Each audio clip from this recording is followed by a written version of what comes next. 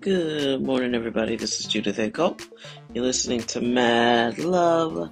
Let's get into it. Super cold morning here in St. Louis. Also, I have allergic rhinitis, so that always means I'm going to be sneezy and stopped up and all of that. So you're welcome.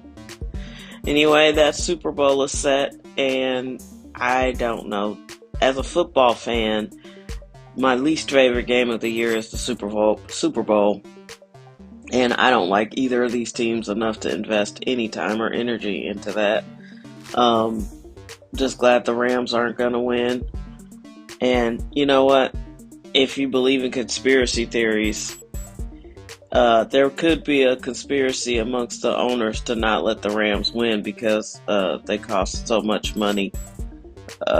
But actually, maybe not, because I think Stan Kroenke wound up having to pay all that money by himself, and he was furious because he asked them to help him, I think. But they had to pay because it was so shady how they left. They had to pay St. Louis like $500 million, which none of us know whatever happened to that money. The politicians have been talking about all the stuff they were going to use it for, but I don't know that they ever used it for anything. I don't know. That's the only sad part. And then we won't be able to know if somebody stole any of it or if it was misappropriated, because they just don't do accountability anymore here. I don't know that they ever did it well in St. Louis, but they don't do it anymore at all, it seems. And I guess maybe that's just the times we're living in. There's just not a ton of accountability. Maybe that's what we're looking at. People who want all the titles and all the money, but none of the accountability that goes with those types of responsibilities. Who knows? But yeah, I don't care at all about football for the rest of the year.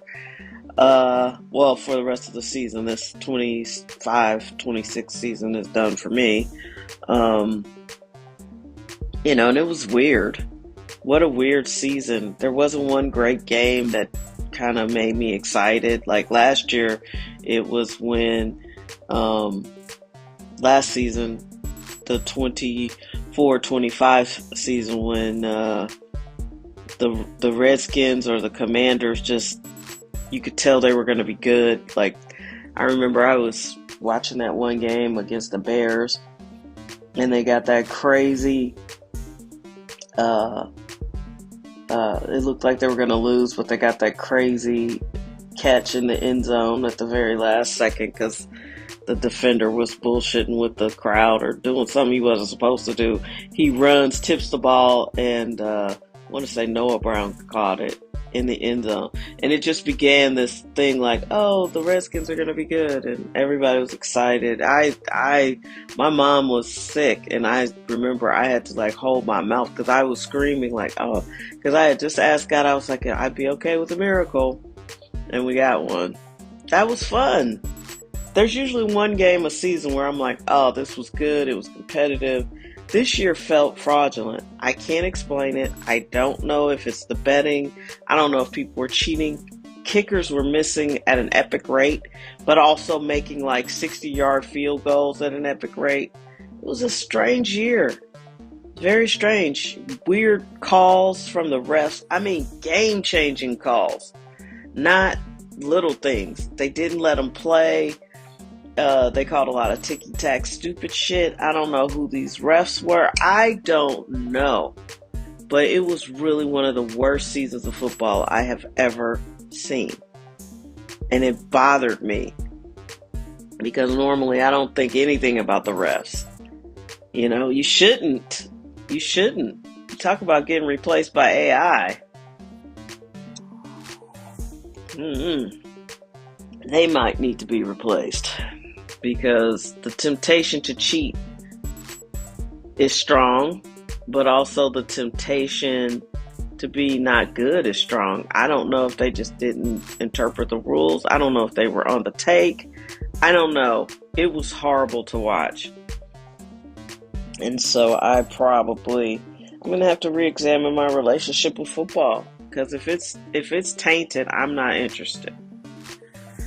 So what's the other thing that I was thinking about? uh, yeah, I don't. There's so much going on. I was talking to one of my friends yesterday. These ICE agents, to me, don't look very well trained. Of course, we haven't seen all of them, but they move and act more like militia people. I don't think these are trained agents of anything. I really don't. I don't think the whole group is trained anyway. Because I'm not kidding. I watched a lot of police tactical work. That was part of my job, and police officers don't move like these guys, and they have a lot more training than these guys. And I'm not saying all police officers are perfect. They're not. I'm not blindly pro police. I'm pro good police officers, and good police work.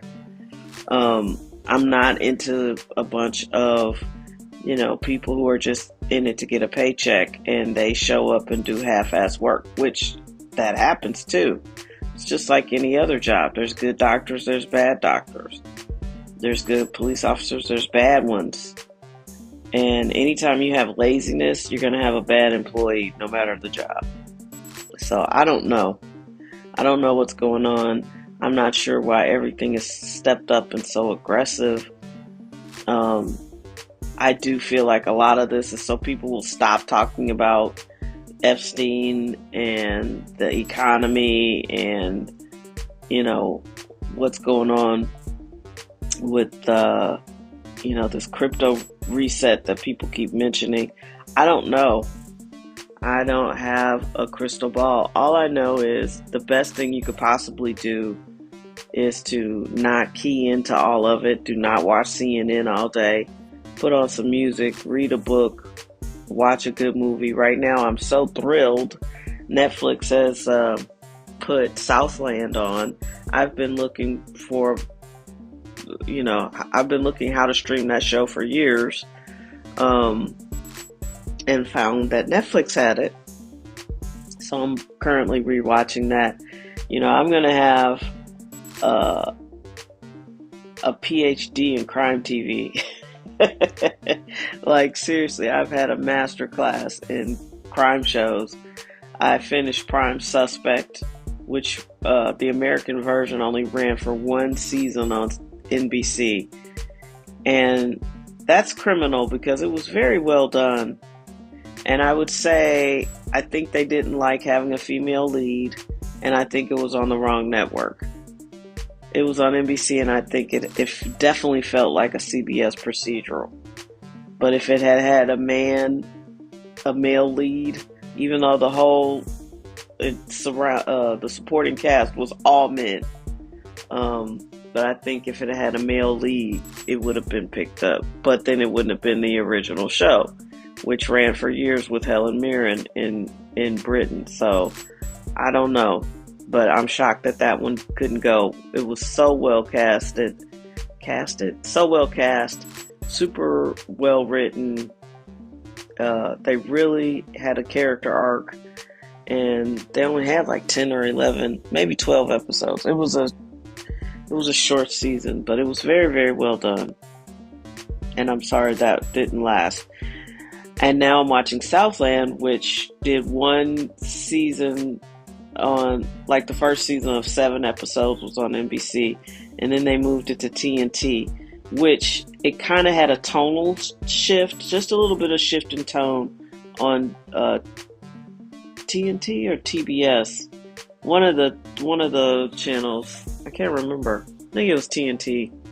And it was different on that network. You clearly can see they lost a lot of the budget, but it's good. It's still gripping. And so now I'm watching it after 7.5 years of working in a prosecutor's office, and it hits a whole different way.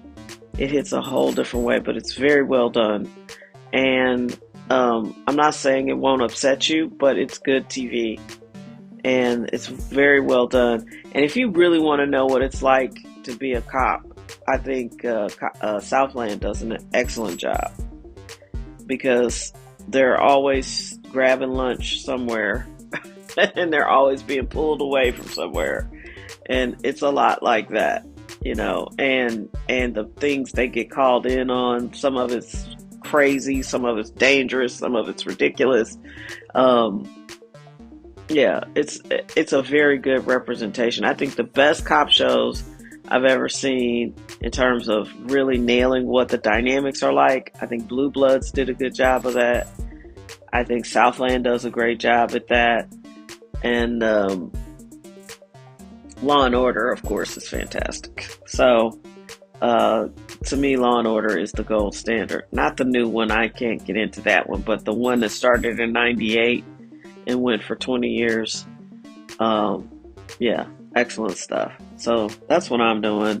I actually started something yesterday, did some writing, gonna be doing a lot of heavy writing for the next couple of weeks, which is good. Because writing is very core to what I plan to do with my future. And started a new project that's very much in line with some of the stuff I've wanted to do. It's very much influenced and based off of my career in the prosecutor's office. And I think it would make a great CBS procedural. I don't know. I keep forgetting that all these companies have been bought up. I don't know if they're going to stay the same and do the same kind of projects, but if they do, this would be great for it. I don't know what David Ellison's vision is for Paramount and CBS. I don't understand why people aren't more concerned that studios can't stand alone anymore. Like, why do they all have to be bought up and part of a big conglomeration? I think that's the first question I would ask. It's like, why does Warner Brothers have to be a part of Netflix? Why does Paramount have to be a part of Skydance?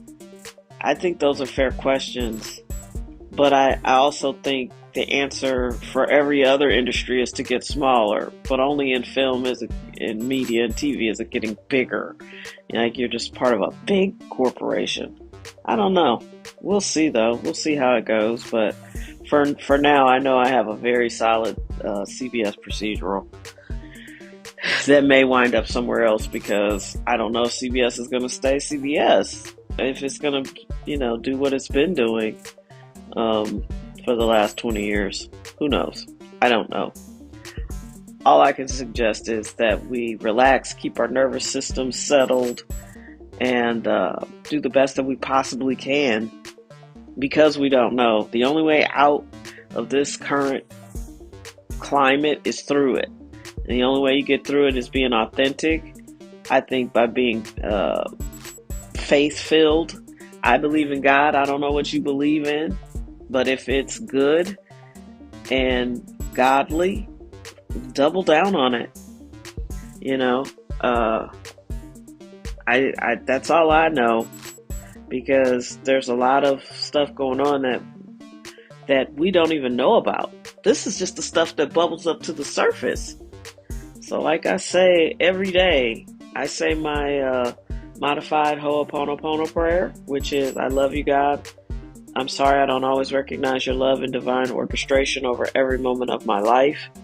Please forgive me. Thank you for everything. And then the very next thing I say is, deliver us from evil. Seen and unseen, forces known and unknown.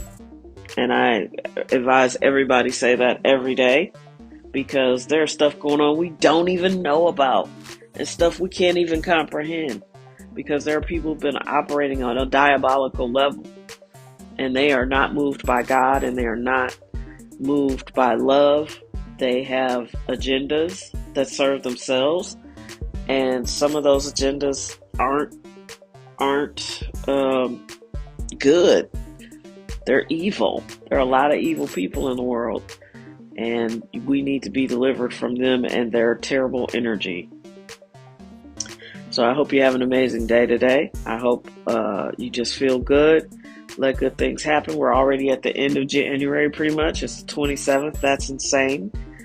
Time is going very quickly. It goes fast and slow at the same time. You wake up one day and you're middle-aged or beyond, and you go, how did I get here? But third grade felt like it took forever.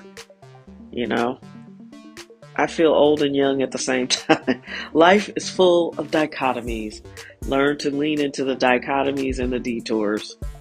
Take care of yourself. If you find value in this podcast, as always, like, subscribe, share. If you haven't rated us, give us those 5 stars wherever you listen. And I thank you for spending this time with me. And I wish you nothing but the best. And I wish you nothing but love. Please take care of yourselves, and we'll meet back here tomorrow. Bye.